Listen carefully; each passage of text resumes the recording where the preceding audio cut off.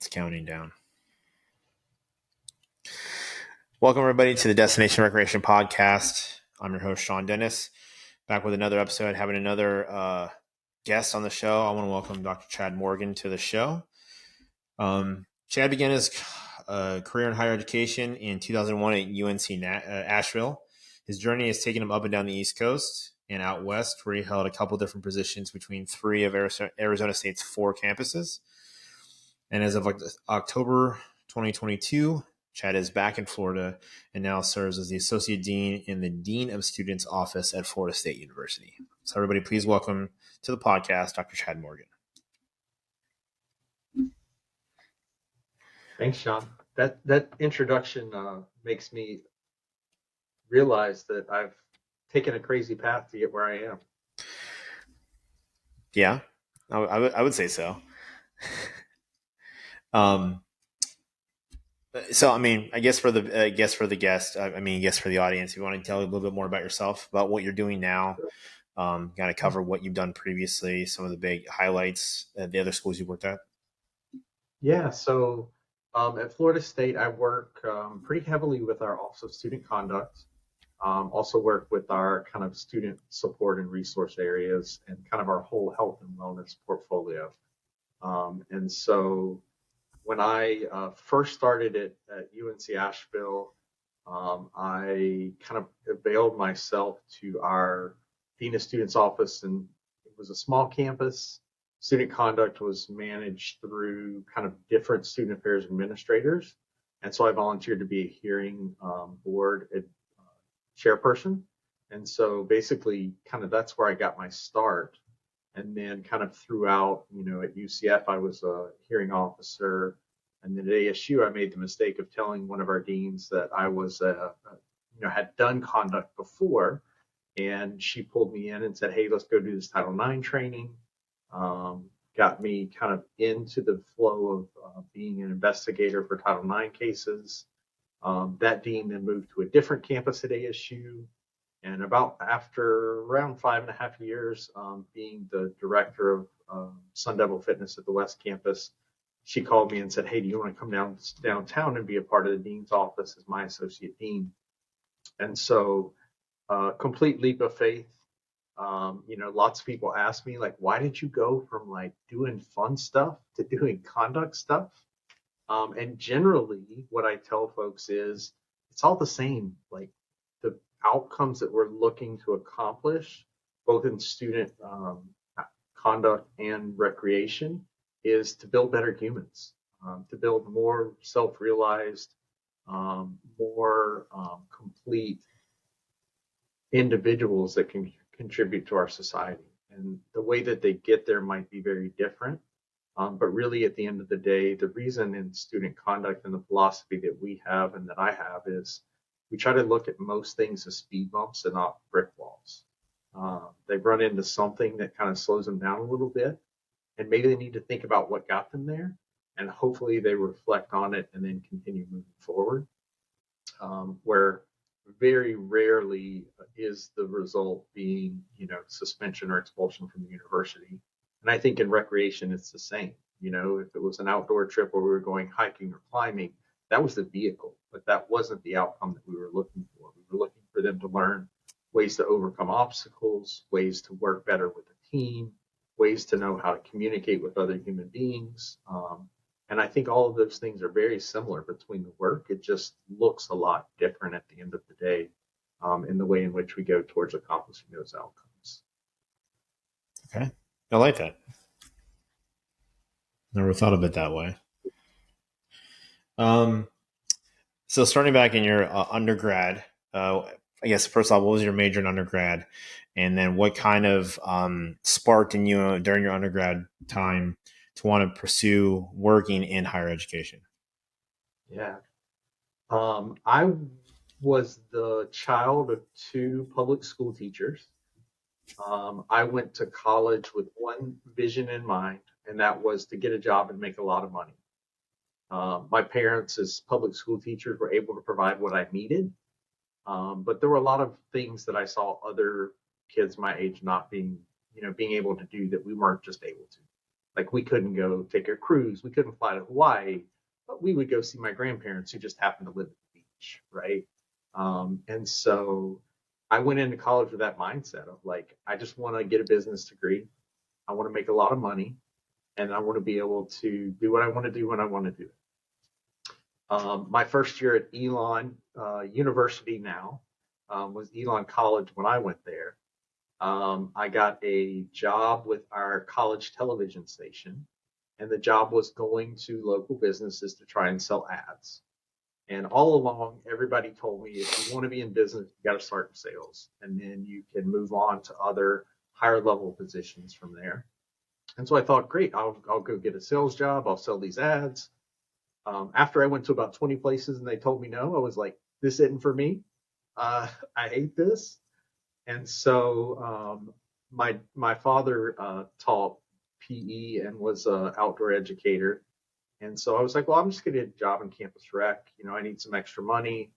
And then was fortunate that Elon supported undergraduate students going to the National Nurses Conference. And I went my sophomore year in college and realized like, gosh, I can get somebody to pay for me to stay in school for another 2 years. So I'm going to do that. And after a couple of years of being afforded the opportunity to go to NERSA, got into kind of the search for a graduate position, was lucky enough to go to the University of Maryland and work with some great people there in the Outdoor Rec Center, oversaw the building of a climbing wall and a alpine tower facility, and then realized like, wow, this could possibly be a profession. People are coming here to see me to do things that they love, that they want to do. And I didn't put it all together at the time, but really it was all education, which is exactly what I thought I didn't ever want to do because of, hearing my parents my dad was a high school teacher for 30 some years, my mom an elementary school teacher for 30 something years. Just the struggles of, parents more than kids.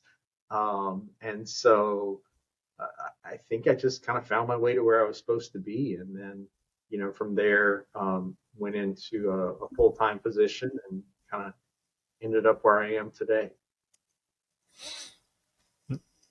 Nice. Like I said, and the meeting you back that early time, and that climbing wall and challenge course are still there. I mean, the challenge course, the Alpine Towers have been updated a little bit, but that climbing wall survived a F2 tornado and still hanging on today. So it's pretty good. Yeah, it was really an interesting time. John McLaren, who was the director of the Outdoor Rec Center, he was actually on paternity leave when they were doing the construction. And so there was really nobody else there to participate or oversee. So I got some really great hands-on experience really early on. Um, and I think that, that led to an expansion project at UCF where we add an additional 180,000 square foot of recreation space to indoor facilities. And then when I went to Arizona State, we were opening a brand new facility. So I got to be a part of the design team, the development, the construction of opening a brand new rec center. And so it's just funny. Like I think I often say I didn't really like a lot of people have purposeful paths to where they end up. I think I just walked through doors that were open to me. And really, for the first probably 20 something years of my career, I went to where the jobs were. I just followed the jobs. I was looking for the title. And really, this last move to Florida State was the first time I felt like I had enough experience and agency to say, I want to be in a certain place and I want a certain kind of job. And I turned down a lot of interviews when I was kind of looking and searching because it wasn't in the right place. It didn't feel right. The people I talked to didn't feel right.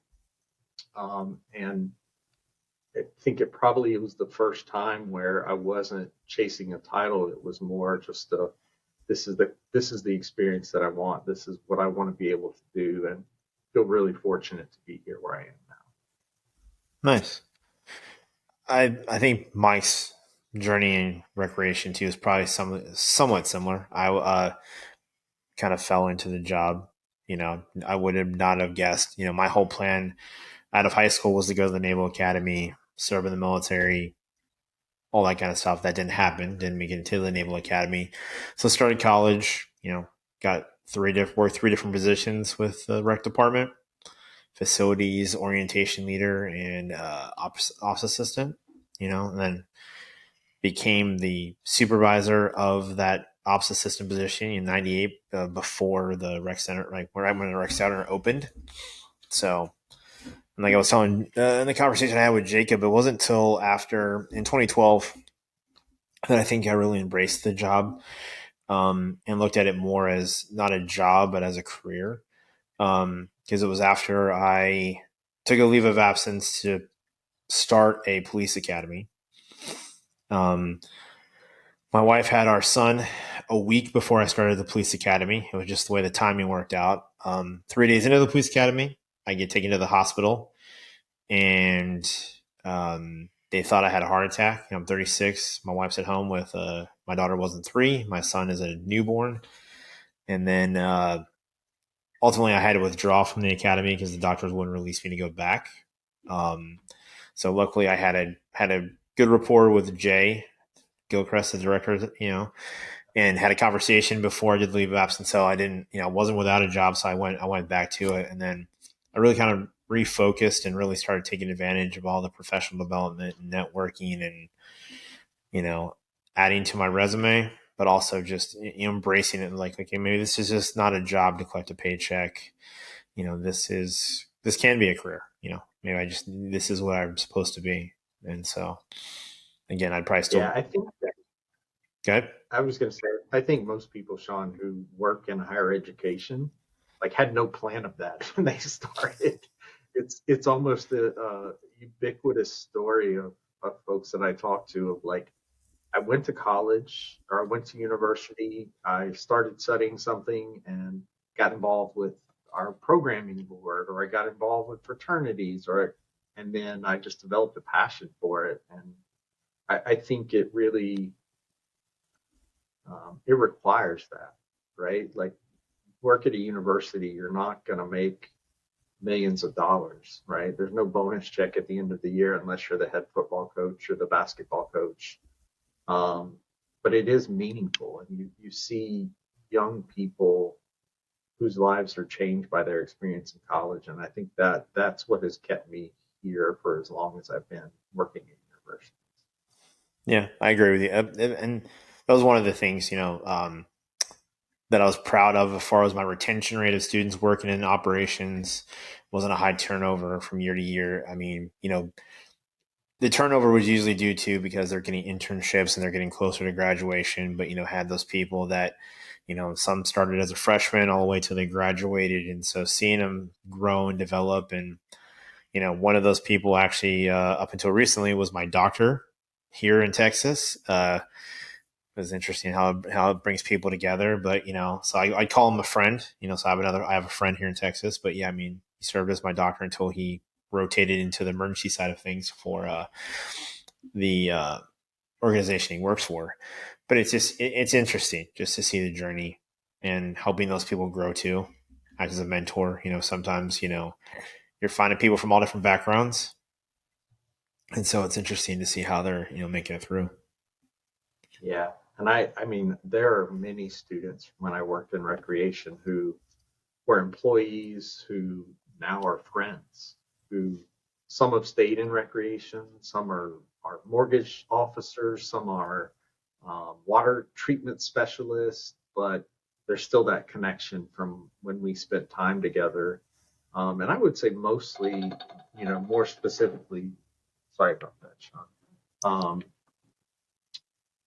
When I was working in the outdoors, and I spent a lot of time in the woods with a lot of students.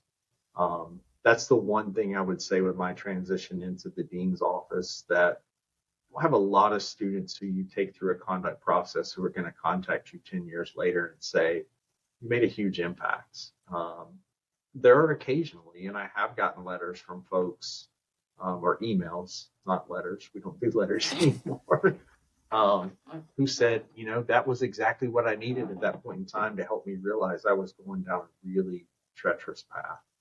And I think that's, again, where the similarities from working in recreation and um, doing what I do now really kind of line up, is that kind of helping to steer people in a positive path, which is why I think, why we choose to get into the fields that we get into.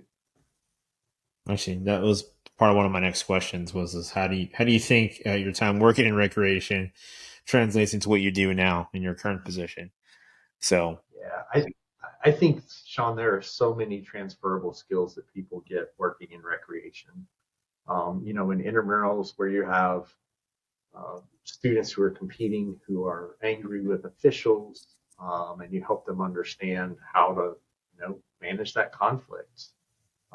Where you have people working out and fighting over which machine they get, or trying to get in using somebody else's ID.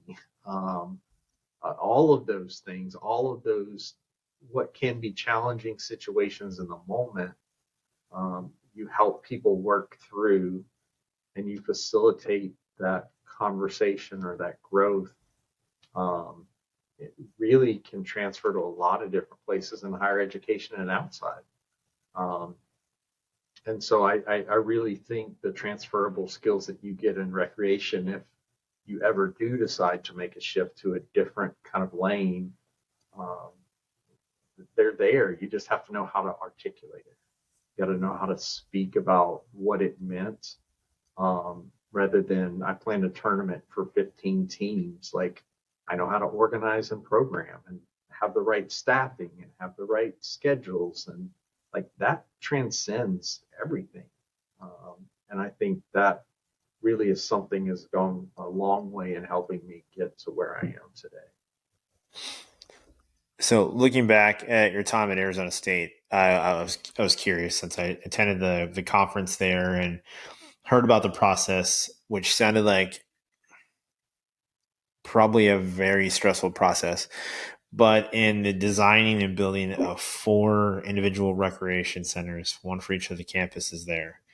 So, can you provide some insight on how do you think that process was? Do you think that it was too much of a process at one time? Just anything you have to relate to that. Yeah, I think when the development and design of the buildings was happening, really the 4 campuses functioned pretty independently. And then I think once we got the buildings opened, um, there was more of a move to try and have it be Sun Devil Fitness at ASU rather than Sun Devil Fitness at West Campus or downtown or Tempe or at the Polytechnic. Um, I would say the design process itself was pretty easy. I mean, we had a project manager for each campus. We had a construction firm, was a design build project who was specific to the campus. So we had a project manager that we worked with. I think the kind of interior design folks from the university probably worked on all of the projects. So there were some elements that overlapped there. But really the challenging part was when we went to being 4 separate units at 4 different campuses to really trying to become Sun Devil Fitness. And all along from the beginning, it didn't matter which campus a student took classes on. They could go to any of the locations that they wanted to. And what we quickly found out is when they went to the different campus locations, they had a very different experience because there were 4 different directors running those buildings, 4 different staff, 4 different sets of expectations. Policies didn't align, practices didn't align. What was allowed in some places wasn't allowed in other places. And so that was frustrating for students, that when I go to Sun Devil Fitness, I expect to be the same whether I'm at whatever location I'm at. You put 4 directors in one room and tell them to agree on anything, and that's a challenging situation. And it was four people who I still keep in contact with and um, respect a great deal. But that was the hard part of coming together as four leaders without really having a leader to direct or manage conflict or facilitate conversations about what directions we were going to go. That was the case for probably the first 4 years after we opened the building. And then about a year before I moved over to the dean's office, our VP's office said, no, we're going to have an executive director of Sun Devil Fitness. And then each campus had a director. Um, and that I think probably was a really smart strategic move of getting everybody on the same page. Because as four directors, there were times when we would agree in a room as to what we were going to do about a certain thing, and then folks would go back to their campus and do what they wanted to do. Um, but with an executive director kind of overseeing all of it, and that was Julie Kipper, who just recently retired, probably I think 2 or 3 years ago. She really was able to say, "Yeah, this is what we're going to do." And when there were competing ideas, she collected information. She would hear from everybody, um, and then she would make a decision on which direction we were going, which I think really was not present without that kind of singular leadership voice in the space. So it was the design part and the development of those facilities was pretty easy because they were pretty independently done. At that time, the campus deans had a lot of input into what was happening and what they wanted. Um, and then once it got to actually opening and operating the facilities, I think that was the more challenging part. Yeah, I mean, I enjoyed visiting all the facilities at that conference. I said it was definitely interesting, because most other, I think, I would like to think, a lot of other universities that would have multiple locations like that might, try to be more cohesive with the look. So it's the same look on all the campuses so that, the students, no matter what campus they go to, they're finding it. But tailoring it each rec center in terms of the look and some of the amenities offered based upon the population. I mean, I guess it was really smart because it didn't seem like, at least from the roundtable that I attended, that it didn't seem like it didn't take much to go to the students to willing to dramatically increase their student fees to pay for those projects, because it wasn't Yeah, obviously no small dollar figure associated with those. yeah, for sure. And I think each of the facilities uniquely fits with the campus, and that's one of the things about ASU that I really appreciate. Each campus, the president, Dr. Michael Crow, always said like it's one university in many places, and he always envisioned it as Arizona State, and really pounded in that students consume of this place as ASU. They don't consume of it as the West Campus or the downtown campus. Um, but yet there was this freedom to create a unique campus culture. And I'm a little biased, but I think the West Campus facility is by far and away the best one. But each of the facilities turned out phenomenal and fits uniquely with the campus culture and climate. And, I mean, downtown being in downtown, like the footprint that they had to work with was so small. And the, connection with the YMCA to get the space to be able to even build it. Um, just so unique for each location. Um, it really was an interesting and phenomenal experience to be a part of. And it's one of those situations too that even after coming back and even these years, when I've talked to other people about developments and partnerships and different things, that is an example that I talk about. Like before I left the university, they were talking about getting, lockable skateboard racks. And I was just like, well, the Polytechnic campus at ASU, they had, I don't know, about 20 some outside the main doors of their rec center. Like, well, it's the weather there. It's always so warm. I'm like, yeah, but I was like, we could do it here at the rec center. Like, it's, like it didn't look gaudy. It didn't look cluttered. I was like, it was done really well. And then, talking about design stuff again, it sticks in my head the presentation of, the one, I forget which campus it was, but the profile of the building on the side is kind of like you're looking at your iPhone and the tiles, all the icons and the different things. And so it's like those, it sticks with me. And like I said, and then the partnership, of the downtown campus with the Y and how coming together to maximize the space, especially going more vertical than spreading out in that situation. I mean, the rooftop pool's pretty nice too with a good view. So Yeah, you know, it's one of the best spots in Phoenix. I that's the only thing I will concede is better than the West Campus facility is the pool on the rooftop downtown. and it was not. It's obviously it was. I was a little jealous. I was like, man, like, why didn't I go to school somewhere warmer? Why didn't I stay? Why did I go to school in Maryland? Man, I get a job out here. Wouldn't be bad. I like the heat. I'm tired of the cold. I guess that's why I'm liking Texas now because it's There you go. but people still blame me that why we get the cold winters we have, these unseasonably cold winters we've had since we've been here, these freezes. Like you brought it with you. I was like, I was trying not to. That's why I left Maryland. That's why we left Maryland to get away from it.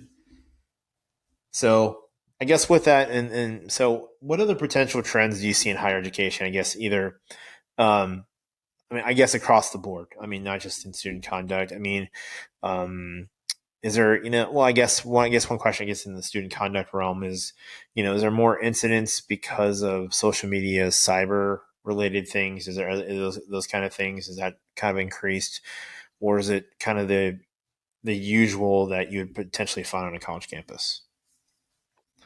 Yeah, I think Sean, I think what we're seeing today has always been happening on college campuses. I think probably for you and I growing up, we were lucky that there weren't cell phones with cameras on them and could get away with more things without being recorded or there being evidence of it happening. Um, I think I don't think any of the problems we're seeing are new. I think we're just more uniquely aware of the potential outcomes of bad decisions, and therefore are being more attuned to how do we prevent them. If it's a first time incident, how do we prevent them from happening again? Um, I think there is a new and interesting impact post COVID. I think COVID to me has a different kind of lens through the conduct world because we went through 2 years of isolate, isolate, isolate, isolate. And what does that mean for an 18-year-old who's stuck in a dorm room or a residence hall room and they can't interact with other human beings? And then kick that back a couple years, and we've got two classes of students who are going to be coming to college who didn't have those 2 additional years to learn how to interact socially. And so I think rather than kind of where we are in a technology space, I think the COVID pandemic really, um, it stunted isn't the right word, but definitely delayed the development of some of the things that high school students normally get when they're interacting with each other in a public space. They were not allowed to do that for 2 years. I've got a sophomore in college and a junior in high school, and I just think about, their years and they missed sports seasons and they missed going to high school proms and, homecoming dances and other things that students before and after them get the opportunity to do. And I think that's had a huge impact on the way that students interact or know how to interact with other individuals when they come on a college campus and don't have their parental or guardian or support system kind of guiding them through the decisions that they make. And so I think COVID has been more impactful than technology. I do think technology exposes a lot more.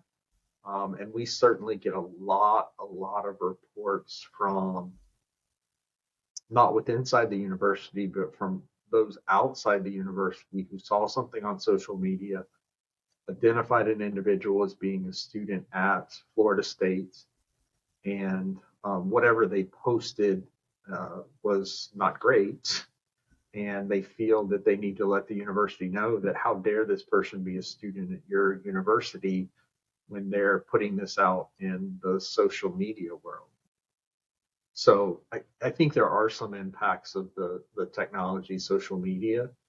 I think the bigger impact I've seen was the lack of like learning social cues and social norms that was vacant when the COVID pandemic occurred. So would you say then, um, could there potentially be more mental health issues that are like the root of the issue with some of the conduct cases that are happening now because of that? Yeah, I think as we've learned more and we've put names on different type of mental health conditions, um, certainly the rise in university campuses of mental health issues is extreme, and not decreasing or leveling out, but only getting greater every year. I think what we find is oftentimes when there is behavior that is related to conduct violations, there's a whole underlying list of other things that are going on with those students. And I think sometimes that's where myself and our staff find value in, like, we get to unpack with the student, like, why did you get to the point where you made the decision to do X? And they said, well, my girlfriend just broke up with me, and my mom and dad just got divorced, and I wrecked my car, and this and this and this and all these other things led to me making this bad decision. Um, and I think mental health is one of those that, I'm certainly not qualified to speak on the matter, but my hypothesis is, again, when we were growing up, we weren't exposed to a continual news cycle of all the bad things happening in the world 24 hours a day, 7 days a week. And young people growing up now, I mean, most kids have a phone by the time they're in their teen years, if not earlier. They're on and can go to any kind of website, any kind of social media. They can see what's happening in the Ukraine. They can see what's happening in Israel or Palestine. They can see what's happening in Russia. Um, and we didn't have any of that. Like, unless we read the newspaper or watched the news at night, like, we didn't see any of that stuff. And so I think they're just getting pelted with the realities of what's happening in our world right now continuously. And I think that has a real negative impact. And not that we need to shield our children from the realities of the world, but certainly appropriate exposure at the right time when they can be guided through and talk about what's happening rather than them just reading a news story that, unfortunately, in today's media might not even be the real story, but someone's opinion of what happened or what's happening or why it happened. um, I think then does lead to additional mental health challenges, underlying things occurring that then lead to bad decisions, bad behaviors. Yeah, I feel like I'm constantly having those conversations. My daughter's 13, my son's 10. Um, my daughter got a cell phone out of necessity after we moved here because we had no other family living here in Texas. So Yeah. um, we live too close to the school, middle school, so she doesn't take a bus. So she gets dropped off in the morning, but in the afternoon, because my wife and I both work, she was having to walk home. So, we went from living in Maryland. My dad was there to get the kids every day after school, get them home until myself or my wife got home from work. Then we take over to, now, like, my daughter's 11, she's walking home. I'm freaking out, because I'm in the mindset of how things were in Maryland. It's, having to realize we live in I think a lot better neighborhood here where we live in Texas than I did in Maryland. So, I mean, I feel a little bit more comfortable, but, um, like I've told people, living this much closer to the southern border now, the amount of Amber Alerts I get, um, on a weekly basis are, exponentially higher than we did in Maryland. And now that my daughter has a cell phone, she gets them too. So she gets, like, she might get startled a little bit, or we have those conversations about, like, hey, I mean, like, she's like looking at the ages that she's like, oh my God, like, oh my God, like, I can't believe, then we have to talk about, well, certain situations could be a domestic situation, between parents and stuff like that. But I agree. I mean, my kids are coming home talking about different things they can look up on their computers at school. They're talking about this. And I've had to caution them, say, well, you have to be careful what you're looking at. Make sure that you do some research. You're looking at, you want to find stories where it's talking about the topic, but the person looks neutral in what they're talking about. They're just trying to share the information with you, not trying to, sell it one way or the other. And so it's constantly having that conversation with them. Yeah. Yeah. I mean, and the other thing is like with electronic devices and technology, like all the things that young people have access to, right? Like we made a rule with our kids, like we're going to have the password to your phone. And when we ask you to turn it over, you're going to turn it over and we're going to look at the search browser on your web thing. And we're going to look at like who you're friends with on Instagram or what you're following on Twitter. And if we find something that we don't feel is appropriate, we're going to have that conversation. But even with, those safeguards and those kind of things in place, like get on YouTube. Like my daughter loves to get on YouTube and she's 9 years old, right? And you watch one video and it leads to another video and that goes down a rabbit hole and then you end up somewhere you didn't even intend to be and you're seeing something that you probably shouldn't be exposed to at 9 years old. Right. Yeah. It's tough.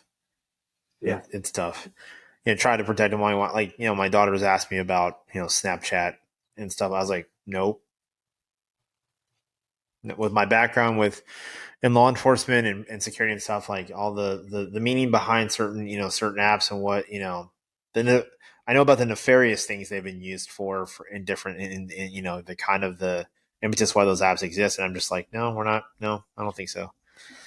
Yeah.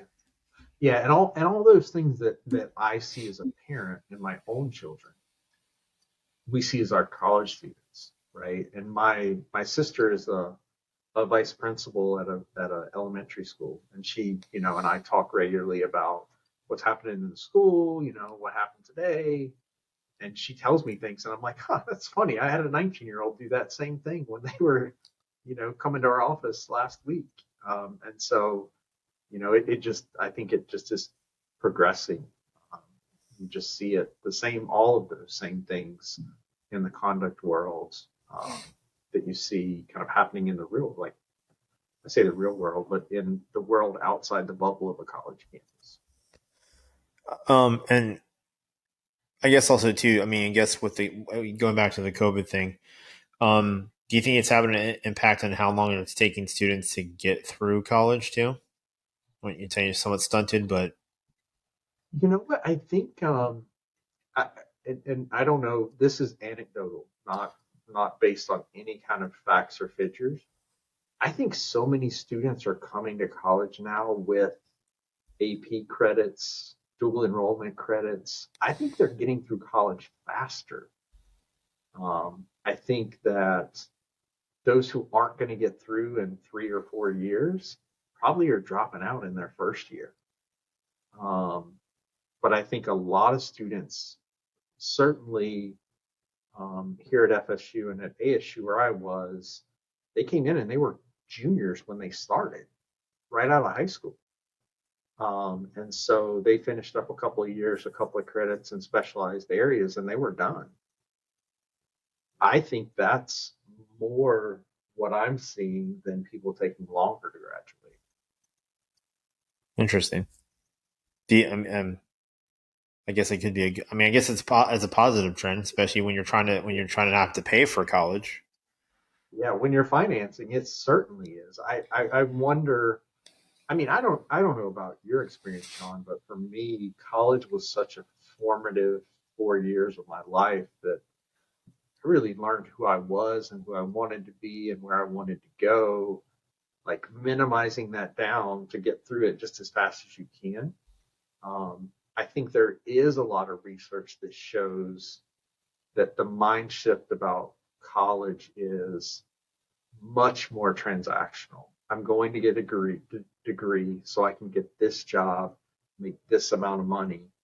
Where when I went to college, I, I think it was more about figuring out who you were.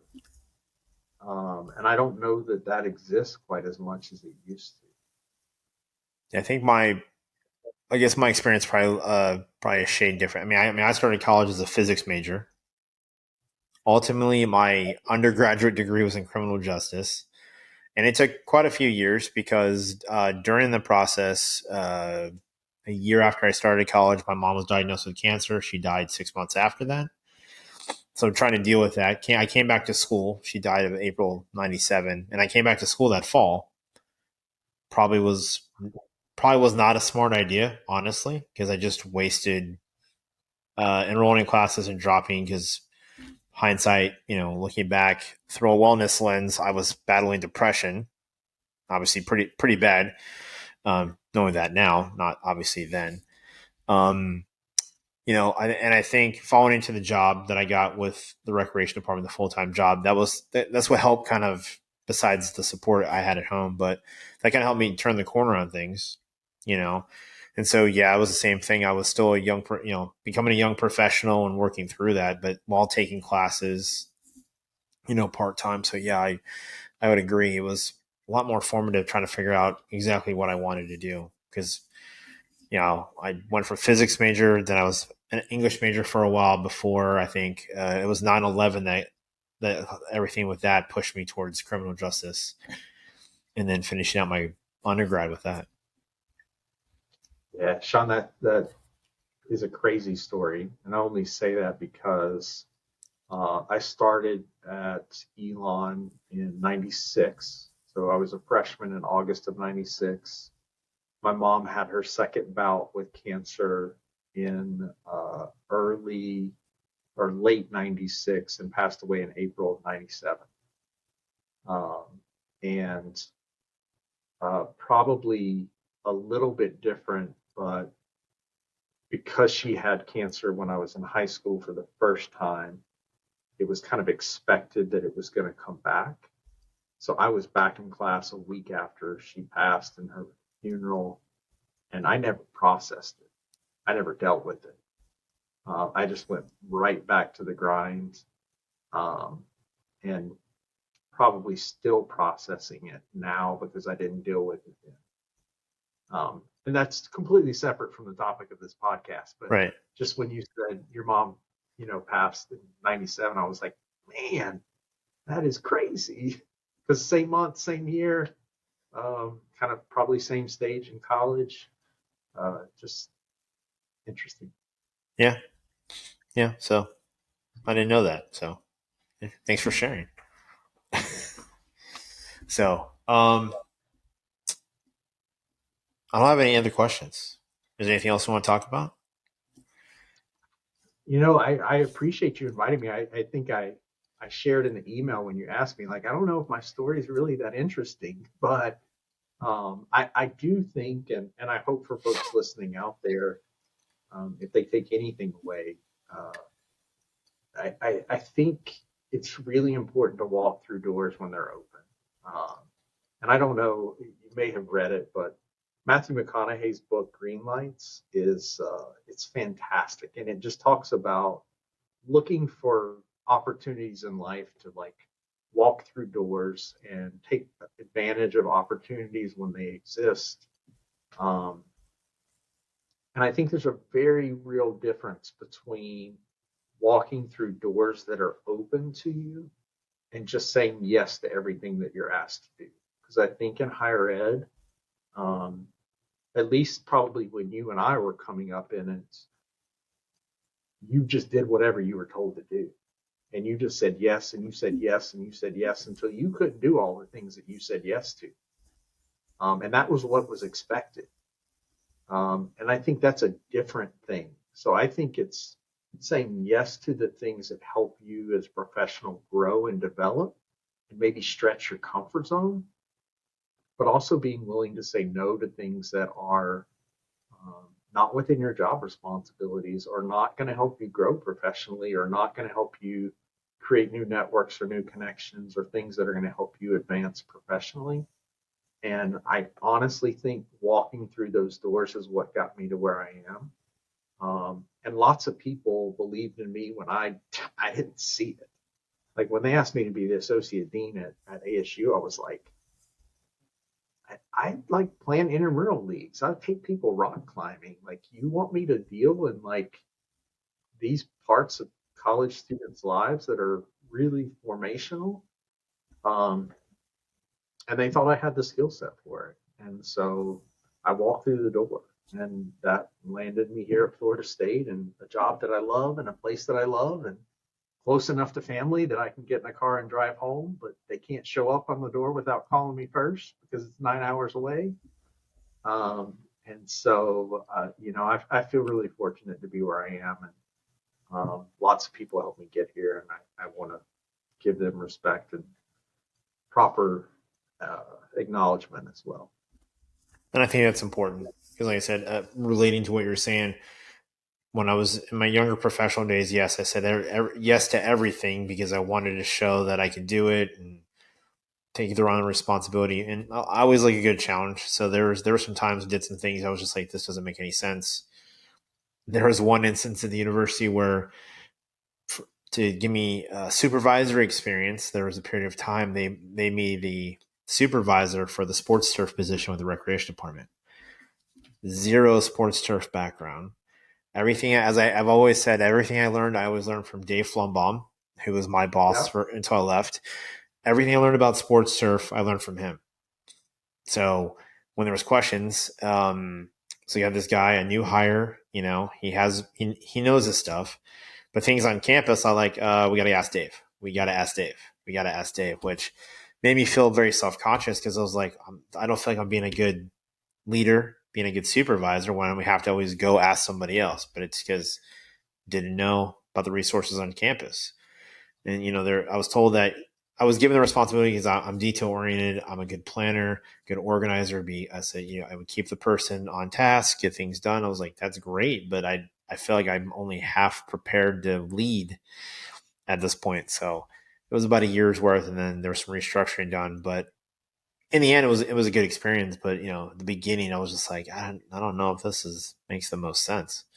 So again, it's, taking that leap and, walking forward. And I think that was a huge thing that moving here.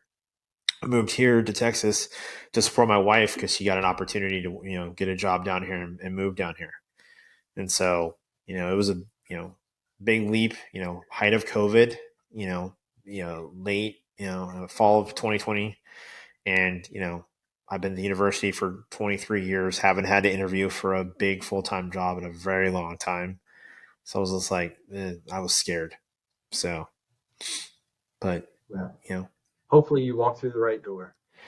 I think now where I'm at right now, where I'm working, yes, I finally did. And so this is a place I can see myself for a long period of time. Um, helping the campus grow where I'm at. So it is really good. So I appreciate your time. Thank you for sharing Absolutely. your journey, sharing your story. So next time in Florida, I'll have to come by and visit. Absolutely. I'm still trying to, attend conferences, recreation, athletic business or if it's, would depend upon where NERSA goes, try to come, but keep in touch with you again. Thank you for your time and Of course. stay safe down there. All right. Thank you, sir. Thank you.